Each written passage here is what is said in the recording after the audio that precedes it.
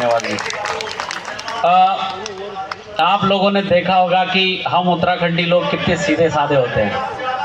बल फलाना ही चू ये का नाम मिला, वे का नाम मिला, ये संस्था चू वो संस्था चू, मतलब हम इतने सीधे साधे हैं कि हमें बड़े लक्ष्य का पता नहीं है। एक बात आप इस बात को सुन लीजिए, ये आज हम जो यहाँ बैठे हैं इसका कोई ऑब्जेक्टिव है। यहाँ से उत्तराखंड से लोग आए हैं, लुधियाने से आए हैं, चंडीगढ़ से आए हैं, शिमला से हमारे आदरणीय सुनील जोशी जी आए हैं, राम प्रसाद सर आए। ये क्यों आए? 115 मीटिंगें पूरे भारतवर्ष में कर ली है, वो क्यों करी है?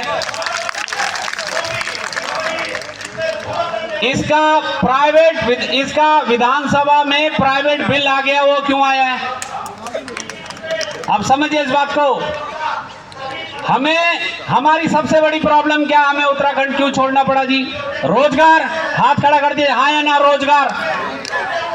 रोजगार था ना हमारा पहला मुद्दा। रोजगार के लिए हम लोगों ने क्या करा? अपने पहाड़ों को, अपनी देवी देवताओं का छोड़ के और प्लेन की तरफ आने लगे। आगे जी। लेकिन एक क्वेश्चन मैं सबसे पूछूंगा, इस बार हाथ खड़ा कर देना, किसको कैसे उम्मीद है? आप में से किसको अपने दम पे ये उम्मीद है कि वो घर वापसी कर लेगा अगले 35 साल के अंदर? वो हाथ खड़ा कर दे अपने दम पे। और वो क्या माध्यम है? 5वीं अनुसूची। क्या माध्यम है जी? 5वीं अनुसूची। 5वीं अनुसूची क्या होती है, इस बात को हमें समझना पड़ेगा। ये बात यहां से आपको लेके जानी पड़ेगी।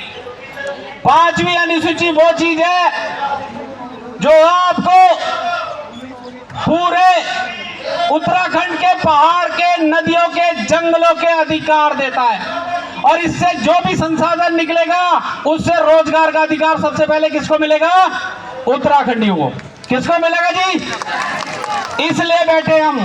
दूसरा, हमारे यहाँ पे चाहे हरिद्वार हो, चाहे उधम सिंह नगर हो, हमें इस बात को स्वीकारना है, वो भी उत्तराखंड के पार्ट है। लेकिन इस बात को समझिए कि उत्तराखंड का पहाड़ी इलाका देवभूमि है, और वो देवभूमि सिर्फ उत्तराखंडियों की नहीं है, पूरे भारतवर्ष की देवभूमि है। और उस देवभूमि को बचाने का कर्तव्य किसका? सिर्फ उत्तराखंडियों का नहीं है, वो पूरे देवभूमि बचाने का जो संकल्प लिया है, ये लेना पड़ेगा, वो पूरे भारतवर्ष का है। इसको आप ऐसे समझिए। हम लोग मोटा सा उदाहरण समझ लीजिए, जब भी हम पे कोई संकट आता हम लोग कहाँ जाते हैं? उत्तराखंड जाते हैं ना, अपने देवी देवताओं को हाथ खड़ा करके बोल दिया हाँ या ना? जाते हैं ना? क्यों जाते हैं? इसलिए कि हमारा संपन्न, हमारे इष्ट देवी देवताएं पूरे संपन्न रहे, इसीलिए हम जाते हैं। लेकिन ऐसी क्या व्यवस्था हो गई कि यहीं दिल्ली में दिलबर सिंह नेगी के हाथ पांव काट दिए जाते हैं, यहीं पे हमारी किरण नेगी भंडारी जी, किरण नेगी का बलात्कार किया जाता है, वहीं उत्तराखंड में अंकिता के साथ दुर्घटना की जाती है। आप मुझे बताइए, बेरोजगार के लिए, बेरोजगार का जो माध्यम, जो सबसे बड़ा प्रॉब्लम है उत्तराखंड का, उस बेरोजगारी के चलते माइग्रेशन भी यही हो रही है। तो इन सारी समस्याओं का एक ही समाधान है जी, क्या है? 5वीं अनुसूची। अब आप इसको समझिए, मोटा उदाहरण समझिए। कितने लोगों को ऐसा लग रहा है कि आज की डेट में उत्तराखंड के जो युवा हैं वो 35 साल के होकर उनकी शादियां नहीं हो रही? हाथ खड़ा कर दिया, बता दीजिए। आपको पता है क्यों नहीं हो रही उनकी शादी? रिवर्स, उनका माइग्रेशन हो चुका। उनका जो हमारी पहाड़ की लड़कियां हैं वो एक संपन्न परिवार के साथ शादी करना चाहते हैं, संपन्न व्यक्ति के साथ शादी करना चाहते हैं। जब हमारे युवाओं को रोजगार ही नहीं मिलेगा तो वो तो जाएंगे ही। मुझे एक उदाहरण और दिए, एक समझ को और दीजिए कि संस्कृति, सब लोग बोलते हैं हमारी उत्तराखंड की संस्कृति बचाओ, तो क्या बचाने के लिए कोई और व्यक्ति आएगा या वो संस्कृति बचाएगा जो एक गढ़वाली एक गढ़वालन या कुमाऊनी से, या कुमाऊनी एक गढ़वाली या कुमाऊनी से शादी करेगा तब संस्कृति बचेगा? या फिर हमारा उत्तराखंड का युवा कहीं नेपाल से लाएगा, कहीं महाराष्ट्र से लाएगा, कहीं से लड़की लाएगा, संस्कृति बचेगी कि नहीं बचेगी? नहीं बचेगी ना। तो उसका माध्यम क्या है? अब बड़ा उदाहरण समझिए। वो लोग हाथ खड़ा कर दीजिए यहाँ पे जो जौनसार से, हाथ खड़ा कर दीजिए जो जौनसार से हैं। वो लोग हाथ खड़ा कर दीजिए जो नीतीमाणा से हैं। वो लोग हाथ खड़ा कर दीजिए जो थारो समाज से वो रखते हैं, वो लोग हाथ खड़ा करिए जो बॉक्सा समाज से रखते हैं, वो लोग हाथ खड़ा करिए जो राजी समुदाय से रखते हैं, करिए हाथ खड़ा। आपको पता है ये लोग यहाँ क्यों नहीं बैठे? क्योंकि ये सचिवालय में बैठे हैं। किसके माध्यम से? ट्राइब स्टेटस के माध्यम से। और उत्तराखंड की 7 समुदाय हैं, ये 5 मैंने बता दी। और दूसरी और लास्ट और सेकंड लास्ट क्या है? गढ़वाली और कुमाऊनी। और यहां मैक्सिमम कौन बैठा है जी? गढ़वाली और कुमाऊनी। अब हमें मजबूर किया गया माइग्रेशन करने के लिए। और आप देखिए कि अगर हम ट्राइब का दर्जा मांगते हैं, थोड़े दिन पहले मैं ये सुनने में आ रहा हूं कि हमारे उत्तराखंड की सरकार भी शायद नेपालियों के लिए कुछ वैकेंसी या कुछ एसटी का दर्जा देने की बात कर रही है। और जैसी एसटी का दर्जा, या मेरे हिसाब से उधम सिंह नगर में नमो शूद्र को एक आरक्षण की बात चल रही है, जैसे ही उनको मिलेगा जो पूरी पाकिस्तान से आ रखे हैं, वो लोग मूल निवासी बन जाएंगे। क्या बन जाएंगे जी? और हम लोग आज तक, हमें मूल निवासी का तंबा लेने के लिए हम लोग आज तक घूम रहे हैं, आंदोलन कर रहे हैं। और मूल निवासी आंदोलन का मतलब आप ये समझिए कि हम कुछ मांग रखना चाहते हैं। और भू कानून, एक और बात समझिए, आप में से कितने लोग लगते हैं कि भू कानून लगते ही आप यहां से अपना बोरी बिस्तर बांधेंगे और उत्तराखंड की तरफ चले जाएंगे? किसी को नहीं लगता है, क्योंकि है ही नहीं खेत किसी के पास। हम लोग भूमिहीन हैं। भारतीय डॉक्यूमेंट के हिसाब से अगर मानेंगे तो 90% लोग उत्तराखंडी तो भूमिहीन है। आप भू कानून लगाने की बात कहां कर रहे हो? आप मूल निवासी का दर्जा किसको दिलाने की बात कर रहे हो? और एक बात लास्ट, मूल निवासी का दर्जा अगर किसी को मिलता है तो वो ट्राइब को मिलता है, और उसी की मांग हम कर रहे हैं, 5th शेड्यूल ट्राइब स्टेटस। यही हमें मूल निवासी का दर्जा दिलाएगा। जिस दिन ये मूल निवासी का दर्जा मिलेगा, 3 लाख से ज्यादा परिवारों को रोजगार, 7.5% सेंटर में रिजर्वेशन, 50% पहाड़ में रिजर्वेशन, टिहरी डैम के अंदर जो बोटें चलती है, नैनीताल में चलती है, भीमपाल चलती है, वो सारे कॉन्ट्रैक्ट किसको मिलेंगे? उत्तराखंडियों को। तो बताइए, इतना सारा रोजगार होगा, हम घर वापसी करेंगे नहीं करेंगे? यही एक माध्यम है। इसके अलावा अगर उत्तराखंड में अगर आपको कोई बोलता है कि मैं वन अधिनियम का कानून लगता, मैं एक बात ये कह दूं, हमने जब 115 मीटिंगें करी तो जगह जगह आंदोलन, और उस आंदोलन से निकल के क्या आता बाद में? एक नेता जो कहता है मैं चुनाव लड़ूंगा। बोलिए हाँ ना, ऐसा है ना? अब मुझे ये बता दीजिए, चलो उसको हमने एमएलए बना दिया, एमपी बना दिया, तो क्या वो हमारी घर वापसी करा देगा? हाथ खड़ा कर दीजिए। नहीं कराएगा ना? तो फिर हम अपना दिमाग, अपनी एनर्जी उस डायरेक्शन में डाल ही क्यों रहे हैं जहां से हमारी प्रगति हो ही नहीं सकती, हमारी घर वापसी हो ही नहीं सकती। और हम लोग चिल्लाते फिरते हैं कि मूल निवास चाहिए, भू कानून चाहिए। अरे मूल निवास, भू कानून तो 100% वाला आपको 5th शेड्यूल से मिलेगा। तो सीधा बोलिए ना कि आलू की खिचड़ी खानी है, आलू के गुटके खाने हैं, सीधा बोलिए। सरकार तब समझती है, सरकार के संविधान में भू कानून और मूल निवास का कोई वर्ड नहीं है। आपने सुना है कोई ये बीजेपी या कांग्रेस के जो हमारे एमएलए वो बोलते हैं कि मूल निवास भू कानून की लड़ाई लड़ना चाहिए? उनको पता है कि ये जो वर्ड है ये भारत के संविधान में नहीं है।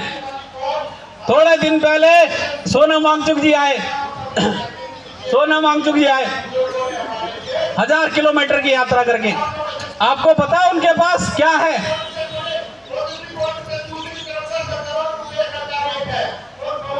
उनके पास 97% लोगों के पास ट्राइब का स्टेटस है। कौन सा? वो देखिए, ट्राइब का स्टेटस लिखा वो उनके पास है। लेकिन उसके बाद भी वो लोग 1000 किलोमीटर की यात्रा चल के आए। क्यों? क्योंकि उनको पहाड़ और नदियों पे अधिकार चाहिए थे। और अधिकार कौन देता है? 5th schedule. ये 5वीं अनुसूची, ये 5th शेड्यूल ही आपको नदी और जंगल पर अधिकार देगा। उसके बाद उन्होंने यहाँ मूवमेंट किया, आंदोलन किया। अब आप सोचिए, उनको, उनके लद्दाख के लोगों को 95% में IAS, IPS और ब्यूरोक्रेट्स 1st क्लास जॉब में रिजर्वेशन मिल गया है। बताइए, उनको 2 सीटें होने जा रही है, उनके 5 जिले बन चुके हैं, उनका हो सकता है कि आने वाले टाइम पे पूर्ण राज्य का दर्जा मिले। और ये सारा कितने साल में किया उन्होंने? 4 साल में। 4 साल में उन्होंने ये सफलता प्राप्त कर ली, क्योंकि उनको पता था कि सही रास्ता मांगने का क्या है। ये है उनका सही रास्ता। इसीलिए अब उत्तराखंडी जाग गया है। सही मांग, सही दिशा, और हमारा बच्चा सही दिशा में जाएगा। हमारी बेटियों के साथ रेप नहीं होंगे। हमें एसटी कानून चाहिए, ये 5th शेड्यूल एसटी कानून देता है। हमारी बेटियों को जो सुरक्षा मिलेगी वो 5th शेड्यूल ही देता है। सारा युवा हमारा, देखिए उत्तराखंड में सारा युवा हमारा रोडों पे रोजगार के लिए, वो कहां से मिलेगा? 5th शेड्यूल से।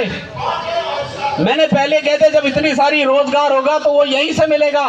तो मैं ये उम्मीद करता हूं कि बताइए, उत्तराखंड में अगर हमें घर वापसी करनी है, या उत्तराखंड में बैठे हुए युवाओं को रोजगार दिलाना है, या उत्तराखंड में बैठे उस बेरोजगार के या रोजगार मिलने के बाद शादी करानी है, तो वो सर 5th शेड्यूल है। नहीं तो मार कर लीजिए, हमारी लड़कियां बाहर शादी करेंगे और हमारे लड़के बाहर से बहुएं लाएंगे। और आज देख लेना, ये जो दूसरे समुदाय से मिलके और जो गढ़वाली को मामले बचाते हैं, इसे एक नई लैंग्वेज लिखेगी ना। वो लैंग्वेज आप समझोगे ना हम समझेंगे। तो संस्कृति संरक्षण कहां से मिलेगी जी? जोर से बोलिए, संस्कृति संरक्षण कहां से मिलेगी? रोजगार कहां से मिलेगा? सुरक्षा कहां से मिलेगा? हमारी बच्चों को सुरक्षा कहां से मिलेगा? घर वापसी किससे होगी? ये चीज है जी, ये है सही मुद्दा। इस बात को समझिए। आपको बहुत सारे मंच मिलेंगे, लोग आंदोलन कर रहे होंगे, कुछ भी कर रहे होंगे, लेकिन एक बात को और समझ लीजिए। एक नेता मेरे पास आए कि यार ये तो हम तो राजनीति करना चाहते हैं। अरे भाई, राजनीति तो ये मैं होण जब उत्तराखंड में 5th शेड्यूल लगलू तो सबसे पहले हम क्या कर, आधार कार्ड और वोटर कार्ड का शिफ्ट कर। कहाँ शिफ्ट करेंगे हम आधार कार्ड वोटर कार्ड? पहाड़ में। तो जनसंख्या कहाँ बढ़ेगी? रिवर्स माइग्रेशन यहाँ से कहाँ होगा? कहाँ के लोग? और लास्ट में मुझे बताइए, परिसीमन तो जनसंख्या के आधार पर ही होता है। तो जनसंख्या जब बढ़ेगी तो राजनीति में उन राजनेताओं का अस्तित्व रहेगा। इसलिए उनको इस मुद्दे के साथ जुड़ना जरूरी है।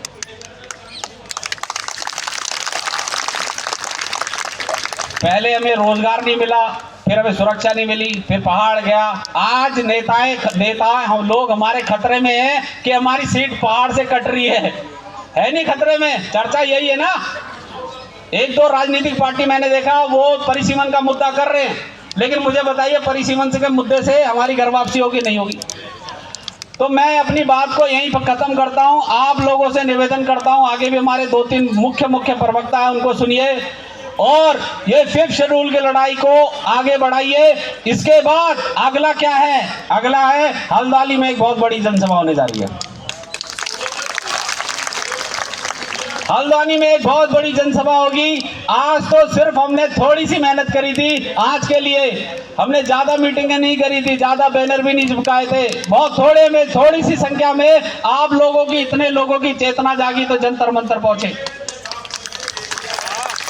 अगला बड़ा जो जनसभा है, हम किसी सरकार के खिलाफ नहीं है, किसी विपक्ष के खिलाफ नहीं, लेकिन जो जनसभा है वो है हल्द्वानी में। और हो सकता है फिर देहरादून, और हो सकता है यही रामलीला मैदान हम दोबारा 2 लाख लोगों से करें। तैयार है जी इसके लिए? जिसको राजनीति बतानी है अपनी वो यहीं आए, जिसको रोजगार चाहिए वो भी यही आए। इसके अलावा कोई रास्ता नहीं है। हमने सारे लोगों से, चाहे सुप्रीम कोर्ट के रिटायर्ड जज जो, सबसे कंसल्ट कर लिया है। उत्तराखंड के अलावा 5th शेड्यूल के अलावा और कोई रास्ता नहीं है, कोई रास्ता नहीं बचता है। आप ये समझ लीजिए कि जौनसार की लड़की जौनसारी से शादी करती है, जौनसार का लड़का कहीं भी शादी कर लेता है। जौनसार की लड़की इसलिए बाहर शादी नहीं करती है क्योंकि उसको पता है उसके पास जो ट्राइब का अधिकार है वो उनके बच्चों के लिए क्या हो जाएगा जी? खत्म। क्या हो जाएगा? इसीलिए वो नहीं करती है। अगर हमें ट्राइब का दर्जा मिल जाता है तो हमारी बेटियां क्या बोलेंगी? हमारी बेटियां भी यही बोलेंगे कि अगर यू ट्राइब हो दर्जा मैं मचू, अगर मैंने क्या नॉन ट्राइबल तक शादी करी तो मेरी यू जो ट्राइबल अधिकार जो छीन चालू मतलब यार। तो यही से ही आपका संस्कृति का संरक्षण हो जाता है। हो जाता नहीं हो जाता है? तो बोलिए जी, इस लड़ाई का आज से हमने स्टार्ट कर दिया है। बोलिए बद्री विशाल की, गोलजू देवता की, केदारनाथ की, उत्तराखंड की, भारत माता की जय। धन्यवाद।